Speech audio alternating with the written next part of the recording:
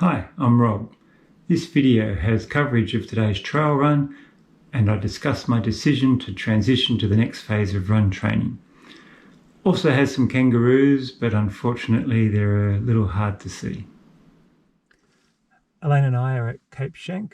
It's just on sunrise, about to head out on the Two Bays Trail. We've got two options here, one down to the coast and the other direction inland. Today I'm going to head inland. This is the Greens Bush section of the Two Bays Trail. Probably my all-time favourite place to run, especially early morning when the kangaroos are out and about. I saw well over 50 today. Unfortunately, they blend into the bush, so it is a little hard to pick them out in the video. The entire trail from Dramana to Cape Schanck Lighthouse is about 28 k's long, but today I only ran 10k out and 10k back for 20 kilometres or 12.4 miles. That finished the week with 80 kilometres or 50 miles of running, my biggest ever weekly run mileage, yay.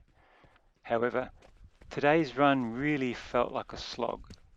It would be the slowest I've ever run on this trail. Today was the last day of a 3-week training block.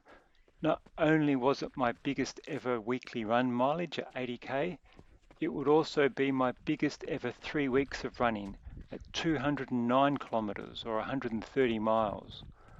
I'm not injured, but I am tired and can definitely feel the aches and pains, especially as I'm missing my usual monthly massage due to the pandemic, currently in our second lockdown. It's Sunday today. Friday will be my 100th consecutive day of running. 100 runs in 100 days was one of my goals. The other goal was really more of a dream to run 100 kilometres, 62 miles, in 1 week. While there is a temptation to chase that, I think at this stage, continuing the base training with easy runs would be a case of diminishing returns. One of the main aims of base training is to strengthen the legs, not break them.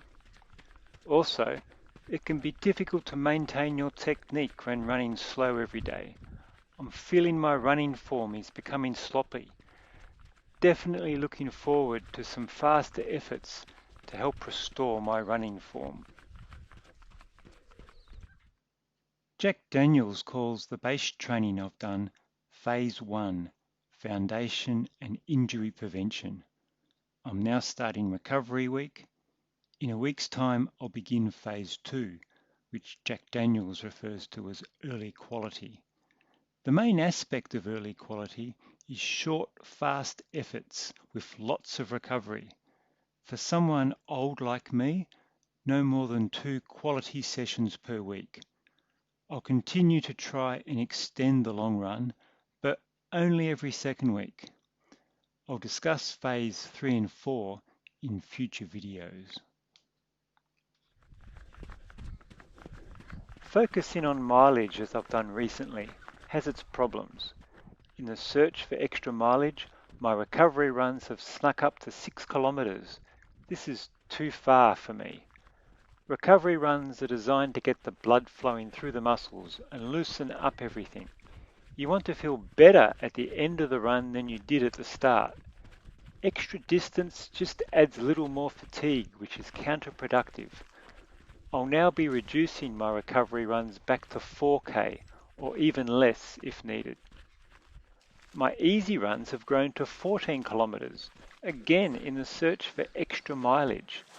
I'll cap the easy runs around 12 kilometres and run less if I'm feeling a little sore. In short, I'll no longer be a slave to mileage. During Phase 2, I expect my mileage will drop to between 50 and 60 kilometres or 31 to 37 miles per week. Also in Phase 2, I'll keep things simple. The quality sessions will not be complex.